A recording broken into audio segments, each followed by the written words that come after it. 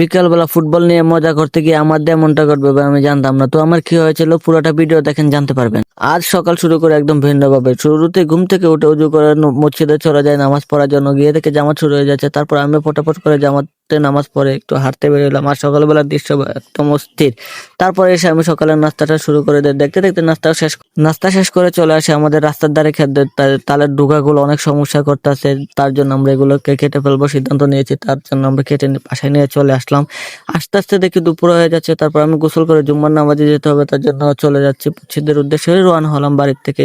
তারপর বাজারে আসলাম, আসে উজু করে মসজিদে ঢুকে গেলাম। আর হুজুরে এদিকে খুতবা দিতেছে, হুজুরের কণ্ঠগুলো অনেক সুন্দর। তারপর আমরা খুতবা শুনে তারপর চলে আসি এক জায়গায় দাওয়াত ছিল, এখানে এসে আমি নিজের হাতে বাবুর্চি হয়ে গেলাম, নিজের হাতে সবাইকে বেড়ে উড়ে দিচ্ছি। তো আমিও নিজেও খাচ্ছি। আর দাওয়াত থেকে এসে একটা ঘুম থেকে উঠে আসরের নামাজ পড়ে এসে অরিদ ভাই এমন বিপদে পড়লে যায় ভাই, আমি জানতাম না ফুটবল খেলতে গিয়ে ভাই আমার পায়ের রগটা এমন ভাবে টানা দিয়েছে ভাই, আমি হাঁটতেই পারতাছি না ভাই। পাও পাতা নিয়ে ঘরে চলে আসে। আর আপনারা ভিডিওটা ভালো লাগলে লাইক কমেন্ট শেয়ার করে পাশে থাকুন।